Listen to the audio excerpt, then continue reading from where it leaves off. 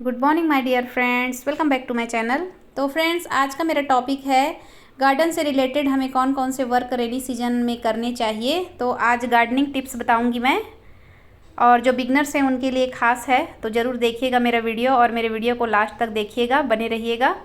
तो आज जो मेरी सबसे पहला जो मेरा काम है फ्रेंड्स, वो है कैटरपिलर ढूंढना, और ढूंढ कर देखिए इस तरह से सबको निकाल कर बाहर फेंकना, क्योंकि मैं इतना ज़्यादा परेशान हो गई हूँ कैटरपिलर से। इतना निकाल कर फेंकने के बाद भी देखिए इस तरह से इतने बड़े बड़े हो गए हैं।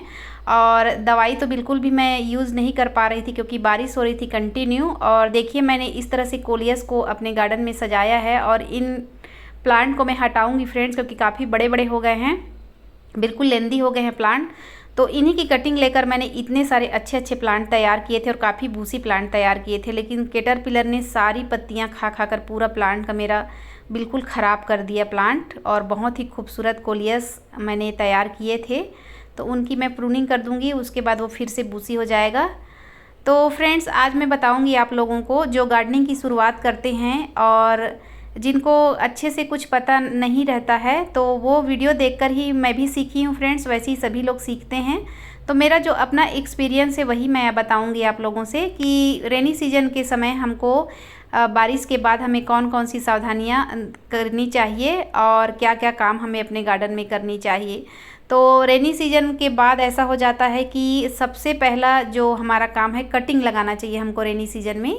गार्डनिंग से रिलेटेड जो मैं बताना चाह रही हूँ खास, वो है रेनी सीजन में सबसे अच्छा, अगर आप गार्डनिंग की शुरुआत करना चाहते हैं फ्रेंड्स, तो कटिंग से ढेरों प्लांट तैयार कीजिए। आपको ज़्यादा बाहर से प्लांट खरीदना नहीं पड़ेगा, आपके पैसे भी बचेंगे, साथ ही साथ आपको एक्सपीरियंस भी होगा। पैसे से ज़्यादा मुझे ऐसा लगता है पैसा बचाना मेन मकसद नहीं है, मेन मकसद है कि हमें गार्डनिंग करनी आनी चाहिए, हमें गार्डनिंग सीखना चाहिए। तो हम कटिंग लगाकर ही सीखेंगे।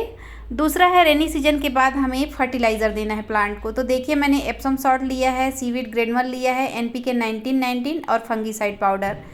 तो ये वाला जो मैं अभी जो फर्टिलाइज़र आपको दिखा रही हूँ, ये खास तौर पर मंडेवेलिया प्लांट के लिए मैं तैयार कर रही हूँ, क्योंकि मंडेवेलिया में मैंने काफ़ी दिनों से फर्टिलाइज़र नहीं दिया है। तो ये जो फर्टिलाइज़र है बहुत अच्छा काम करता है, मैंने पहले भी एक बार इसका वीडियो आप लोग से शेयर किया था। तो इसे मैं मंडेवेलिया में इस्तेमाल करूँगी क्योंकि बहुत अच्छी फ्लावरिंग कर रहा है और काफ़ी दिनों से फर्टिलाइज़र नहीं दी हूँ। तो इस फर्टिलाइज़र को फ्रेंड्स आप हिबिस्कस के प्लांट में भी इस्तेमाल करते हैं, जितने भी फ्लावरिंग प्लांट हैं। मैं खास तौर पर थोड़ा सा ही बना रही हूँ, तो मंडेवेलिया में मैं इसको देने के लिए बना रही हूँ, लेकिन इसे आप ज़्यादा क्वांटिटी में भी बना सकते हैं। और जितने भी फ्लावर्स वाले जो प्लांट हैं उनको सारे प्लांट को आप दे सकते हैं, बहुत ही अच्छा रिजल्ट मिलता है, काफ़ी अच्छा फ्लावरिंग करता है। तो देखिए मेरा प्लांट बहुत अच्छे से फ्लावरिंग कर रहा है, तो इसे मैं थोड़ा सा दूंगी, ज़्यादा नहीं दूंगी। आप चाहें तो इसे डबल भी कर सकते हैं, 1 मग पानी में 2 मग पानी मिला सकते हैं, और वैसे भी डाल सकते हैं और डायरेक्टली भी डाल सकते हैं, लेकिन मात्रा थोड़ी सी कम करिएगा। तो फर्टिलाइज़र देना है जैसे ही बारिश होती है, तो बारिश के बाद हमें अपने जितने भी प्लांट हैं, परमानेंट प्लांट हैं या फिर जो भी प्लांट है फ्लावरिंग प्लांट खास तौर पर, उन सभी प्लांट को, इंडोर प्लांट हैं उनको भी हमें फर्टिलाइज़र देना चाहिए। तो मैंने आप लोग को कई बार बताया है कि मैं वर्मी कंपोस्ट ज़्यादा इस्तेमाल करती हूँ अदर जो फर्टिलाइज़र है उनकी अपेक्षा। तो मैं सारे प्लांट को मैंने एक बार फर्टिलाइज़र अभी मैं दूंगी, और कल मैंने कुछ प्लांट को दिया है, उसका वीडियो मैं नहीं बना पाई थी फ्रेंड्स। तो मैंने सारे जितने भी मेरे गार्डन के प्लांट हैं उन सबको मैंने कल वर्मी कंपोस्ट दिया है। कोलियस के प्लांट को भी आप वर्मी कंपोस्ट दीजिए। मुझे लगता है कि ऐसे कुछ प्लांट हैं जिनको फर्टिलाइज़र हम सोचते हैं कि ना दें, लेकिन उनको भी दीजिए। और देखिए कुछ बारिश के बाद कुछ प्लांट जो है बिल्कुल इस तरह से ज़्यादा बारिश होने की वजह से प्लांट ओवर वाटरिंग से भी ख़राब हो जाते हैं, और कई प्लांट हैं जिनके ड्रेनेज होल बंद हो जाते हैं। तो आपको ध्यान देना है, गमले की मिट्टी की गुड़ाई करते रहना है समय समय पर। आप बारिश के बाद गुड़ाई कर सकते हैं जिससे कि आपका प्लांट ख़राब ना हो। और जो कटिंग से हम पौधे लगाते हैं उनकी रिपोर्टिंग करना ज़रूरी है, और रिपोर्टिंग यदि आप कर चुके हैं तो जो प्लांट बड़े हो रहे हैं उनकी इस तरह से पिंचिंग करते जाइए, जिससे कि आपका प्लांट जो है काफ़ी अच्छा बूसी बनेगा। तो इस बार मैंने आप लोग को बताया है फ्रेंड्स, मैंने बहुत सारे प्लांट कटिंग से लगाए हैं और बहुत सारे प्लांट मैंने तैयार किए हैं कटिंग से। तो जो गार्डनिंग की शुरुआत करना चाहते हैं उनके लिए ये पॉइंट बहुत अच्छा है, कटिंग लगाइए। कटिंग से जो प्लांट तैयार होते हैं उसे रिपोर्ट कीजिए। रिपोर्टिंग के बाद यदि जो प्लांट बढ़ जाते हैं उनकी पिंचिंग कीजिए। तो किसी भी प्लांट को आपको घना बनाना है तो उसका सबसे अच्छा उपाय है कि आप पिंचिंग कीजिए। और देखिए इस यहाँ पर देखिए हिबिस्कस के 2 प्लांट ये भी कटिंग से ग्रो हुए हैं। तो मैंने बहुत सारे कटिंग से प्लांट तैयार किए हैं। तो कटिंग लगाना मेन उद्देश्य जो बिगनर्स हैं उनके लिए ये है फ्रेंड्स कि उनको आइडिया भी होगा कि किस तरह से हम कटिंग से प्लांट तैयार कर लेते हैं और कौन कौन सी सावधानियां बरतनी चाहिए। वो तो एक्सपीरियंस होते होते ही होता है। और कटिंग लगाना कोई बड़ी बात नहीं है, आप लोग बहुत ईजी तरीके से कटिंग लगा सकते हैं। उसके लिए मिट्टी की भी ज़्यादा कोई ख़ास ज़रूरत नहीं पड़ती। आपको हाफ पार्ट मिट्टी लेना है, हाफ पार्ट सैंड लेना है और इसमें आप कोई फर्टिलाइज़र मत मिलाइए जब कटिंग आप लगाते हैं तो। और कटिंग जो लगाते हैं उसके लिए एलोवेरा जेल का इस्तेमाल कर सकते हैं, हल्दी का इस्तेमाल कर सकते हैं, फंगीसाइड पाउडर का इस्तेमाल कर सकते हैं या फिर रूटिंग हार्मोन आती है उसे भी इस्तेमाल कर सकते हैं। तो मेरा एक्सपीरियंस ये कहता है फ्रेंड्स कि आप एलोवेरा जेल का इस्तेमाल कीजिए। यदि आपको एलोवेरा नहीं मिल पाता है तो आप हल्दी का इस्तेमाल कीजिए, बहुत आसानी से ग्रो हो जाती है। और यदि आप कोई भी कटिंग यदि आप लगाते हैं तो आप प्योर सैंड में लगाइए, प्योर रेत में लगाइए, जो घर बनाने के काम आते हैं ना रेत, उसी में आप लगाइए, उसमें 100% रिजल्ट मिलते हैं। और हाफ पार्ट मिट्टी हाफ पार्ट सैंड में भी आप कटिंग लगा सकते हैं। बारिश के बाद फ्रेंड्स इंसेक्टिसाइड अप्लाई करना बहुत ज़्यादा ज़रूरी है।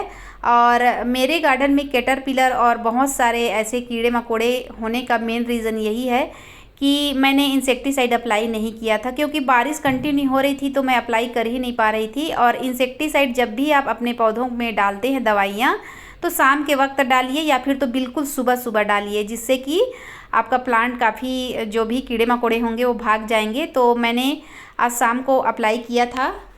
और देखिए मैंने कुछ कटिंग भी लगाई थी, इसका संडे अपडेट में आप लोगों से वीडियो भी शेयर किया था। तो कटिंग तो अभी ग्रो नहीं हुई होंगी क्योंकि 2-3 दिन हुआ है। लगभग गुलदाउदी के प्लांट को 20 से 25 दिन लग जाते हैं रूट्स निकलने में। और कुछ कोलियस की भी कटिंग मैं लगा दी हूँ।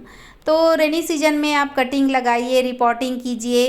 कोई बड़ा सा प्लांट है यदि उसकी रूट बॉन्ड हो गई है तो उसे भी आप इस समय में आप रिपोर्टिंग कर सकते हैं।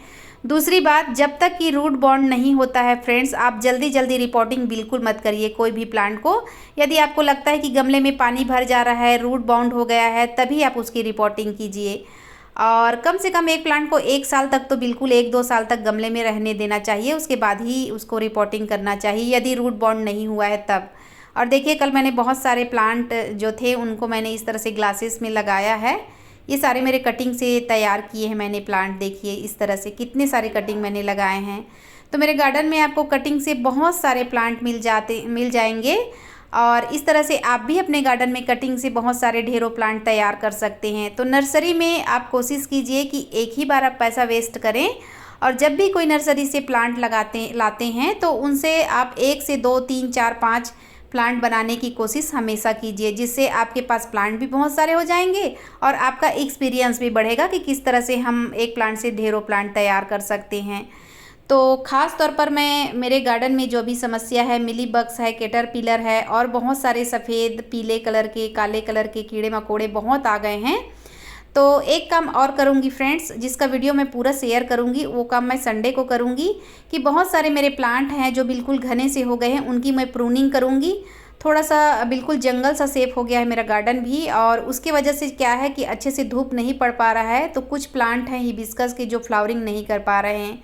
तो गार्डन में तो एक तरह से मुझे फिर से नया सेटअप तैयार करना पड़ेगा, ऐसे मुझे लग रहा है। तो नया सेटअप भी तैयार करूँगी, प्रूनिंग करूँगी, उसका वीडियो भी आप लोग से शेयर करूँगी कि किस तरह से हम रेनी सीजन में प्रूनिंग करें।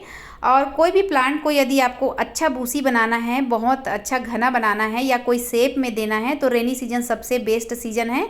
इस समय आप प्लांट की प्रूनिंग कर सकते हैं, कटाई छटाई कर सकते हैं, रिपोर्ट कर सकते हैं। कोई भी अगर आप छोटा पॉट में लगा हुआ है उसे बड़े गमले में शिफ्ट कर सकते हैं, कोई दिक्कत नहीं होती है। और प्लांट जो है अच्छे से सर्वाइव भी करता है, अच्छे से ग्रोथ भी लेता है। तो इस समय यही सारे काम हमारे पास होते हैं। और विंटर सीजन भी बहुत नज़दीक आ रहे हैं फ्रेंड्स, तो उसकी भी तैयारियां करनी है। तो इस समय आप मिट्टी सुखाइए। यदि आपके तरफ बारिश नहीं हो रही तो सारे गमले की, पुराने गमले की मिट्टी सुखाकर ही आप यूज़ कीजिएगा। और गमलों को भी धूप ज़रूर दिखाइए। तो आशा करती हूँ फ्रेंड्स, कुछ छोटे छोटे टिप्स मैंने आपको बताए हैं जो आशा करती हूँ शायद आपको अच्छा लगा होगा। यदि मेरा वीडियो आज का थोड़ा सा भी अच्छा लगा हो तो मेरे चैनल को लाइक सब्सक्राइब ज़रूर कीजिएगा, बेल आइकन को प्रेस कीजिएगा ताकि आने वाले वीडियो की नोटिफिकेशन मिल सके। और ये मेरा प्यारा सा डक। और इसी के साथ फिर मिलती हूँ नए वीडियो में नेक्स्ट डे। Bye bye.